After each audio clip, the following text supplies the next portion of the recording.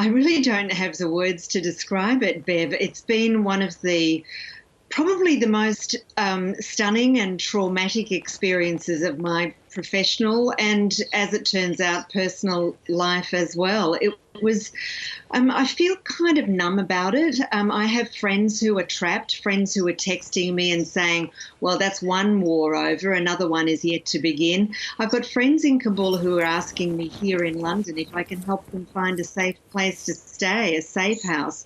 The next phase is yet to begin. The Taliban have taken over. It's taken 20 years to come full circle. It's really quite horrific. And let's talk a bit about those people contacting you, Lynne. Of course, there are many foreign nationals left in Afghanistan. There are many Afghans with the paperwork to leave stuck in the country. Are they going to ever be able to get out? Well, I think it's a case of never say never, but it's certainly not going to be easy. What we've seen over the past 2 weeks has made it pretty clear that the Taliban is they're not open to people leaving. The first thing they did as part of their strategy for taking the country was to close the border crossing. And they squeezed the country from the outside in over the following few months. What we saw at the airport was the Taliban beating people, disrupting the lines of people wanting to get out, making it very difficult. They've been going door to door, as we've talked about before, looking for people that they feel are their enemies. There's retribution to be had, revenge to be taken. I think that it's going to be very difficult for very many people who should have left a long time ago and now do desperately need, in some cases, in many cases for their lives, need to leave.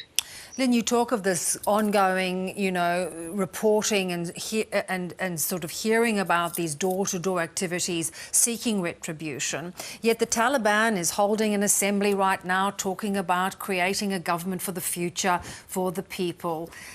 Is there a disconnect? But there's a disconnect between the people for whom they are talking about a future and most of the people. They are a Pashtun nationalistic movement. They've used religion as the cloak of their terrorism. For 20 years, they're a massively wealthy criminal enterprise. They control almost 100% of the world's heroin. They've moved into methamphetamine. They are not to be trusted, but they do seem to have, over the past 20 years, gained themselves some very good advice in terms of public relations and the message that will be acceptable to the world. We're talking about the 40 governments of NATO, the United States and partners and allies, including Australia, who don't want to believe that they've basically failed. And so now we're at a stage where we're talking about working with the Taliban, and the first stage of that was going after ISK last week.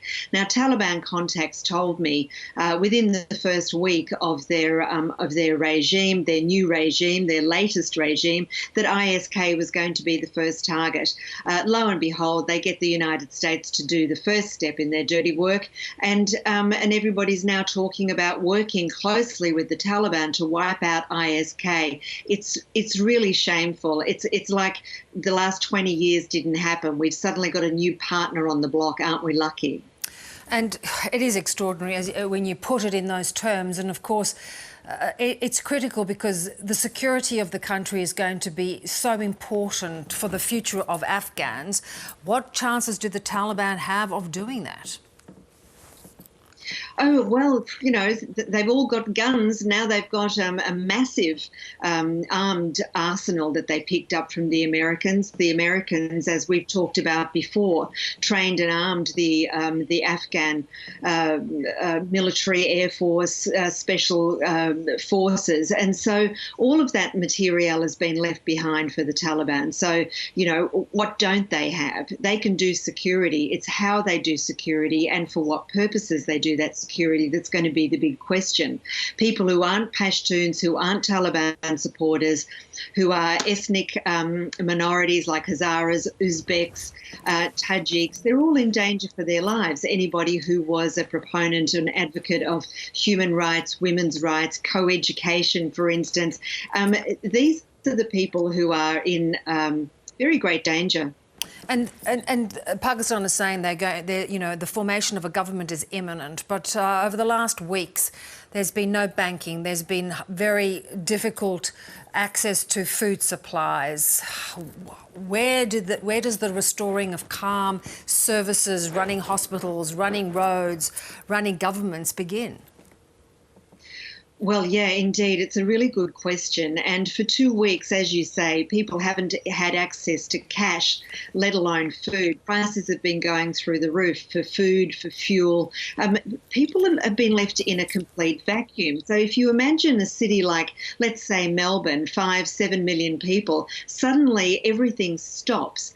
That's what's happened in the major cities of Afghanistan. We can't imagine it. We don't imagine it because we don't want to, and we assume it will never happen to us.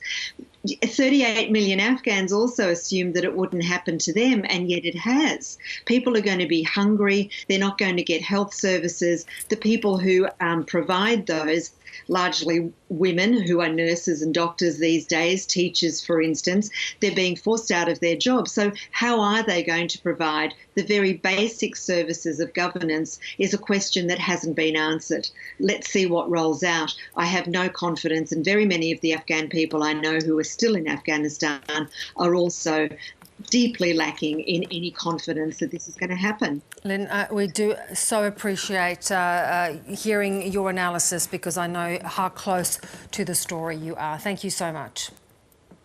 Thanks, Bev.